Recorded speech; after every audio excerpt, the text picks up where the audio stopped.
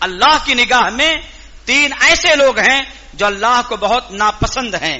Number 1 الملحد فی الحرم، جو حرم کے اندر جا کر کے خانہ کعبہ میں بیٹھ کر کے بے دینی کو عام کرے. نمبر 2 ایسا شخص جو اسلام قبول کرنے کے بعد بھی چاہتا ہے کہ میرے اندر میری جاہلیت کا سماج برقرار رہے. ہم سب اس میں برابر کے شریک یاد رکھنا، اس کو خوب پکا کر کے یاد کر کے جائیے گا. اسلام قبول کرنے کے بعد میری چاہت ہے کہ میرے پرانے زمانے کے جو معاشرے کے رسم و رواج تھے آج بھی زندہ رہیں. یہی ہمارے بڑے کہتے ہیں مولانا بہت سدھار ہو گیا ہے اور سدھار ہو جائے گا، آہستہ آہستہ ہو گیا، یہ سب اللہ کو پیارے ہو گئے، ابھی سماج اسی مقام پہ موجود ہے، تمام رسم کو زندہ کر رہا ہے. بیچارہ انس ہی پروگرام میں شریک تھا، اس کو ناریل لینا تھا، بھاگے بھاگے لوگ آ رہے ہیں جا رہے ہیں، وہ چھپتا پھر رہا ہے، اس کو پکڑ رہے ہیں چھوڑ نہیں رہے ہیں. میں نے کہا میں سمجھا نہیں بیٹا کیوں تم کو بولا جاؤ نا، میرے کہنے پہ چلا گیا.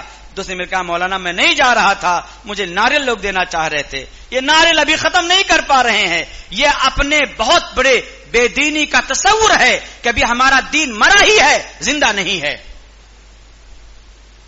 ایک تو کھانے کا پھل ہے، کوئی بات کبھی بھی کھایا کرو، لیکن شگن کے نام پر، شبھ نام کے نام پر اس کو بھی زندہ رکھے ہوئی ہو تو کا شگن شبھ چیزوں میں ہے.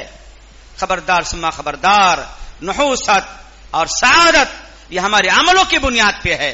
اس ناطے سماج میں اس کو جب تک زندہ رکھے رہو گے تو وہی بچی ہمارے گھر آ رہی ہے، وہی سے رشتہ جڑنے جا رہا ہے. ہم نے شروعات شرک سے کیا ہے، یہ شرک فی تصرف ہے. عاقل صاحب اللہ کو پیارے ہو گئے، میرے پاس کمرے میں آ کر پوچھا مولانا کہ اگر میں اس بات کو دنیا کے سامنے کہوں کہ ناریل لینا یہ کیا ہوگا، کس میں آئے گا؟ تو میں نے کہا شرک فی تصرف میں آئے گا.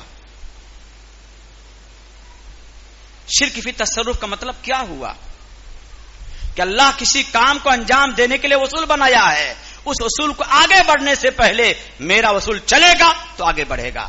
شادی بیوہ کرنا ایک اصول ہے، اسلام نے دینداری کو مقدم دونوں کا رکھا ہے، گواہان کی موجودگی، ماں باپ کی رضامندی، ان تمام کے پہلے ہمارا یہ شگن جب تک نعرے نہیں لوگے تاریخ نہیں جڑ پائے گی. تو آپ نے اللہ کے نظام میں اپنا قانون گھسایا ہے، اس کو چاہے اس کان سے پکڑو اس کان سے پکڑو، یہ بہت بڑا جرم عظیم ہے. اس سے توبہ کرنے کے اللہ سے بھیک مانگو کہ اللہ تعالی ہمارے سماج کے بڑیروں کو خاص طور سے جو بڑھاپے کو آ چکے ہیں، ہم امید کرتے ہیں کہ ابھی جوانوں کے عظیم تعداد اس بات کی چاہت رکھتی ہے کہ اللہ کرے ہمارے سماج سے یہ رسم ختم ہو جاوے، لیکن بوڑھوں کے تصور بھی نہیں ہو پا رہا ہے. آپ کی مثال کہوں تو مذاق نہ لگے کہ جیسے طائف کے بارے نبی نے فرمایا تھا ان بوڑھوں سے امید تو نہیں ہے، لیکن آنے والے نسل سے امید ہے کہ اللہ کے دین کو وفادار ہوگی. الحمدللہ ہوئی. اس ناطے ہم صبر کا دامن تھامیں، اللہ سے دعائیں بھی کریں کہ اللہ انہیں ہدایت دے. باتیں بہت ساری ہمارے اپنے چیز کے اندر موجود ہے.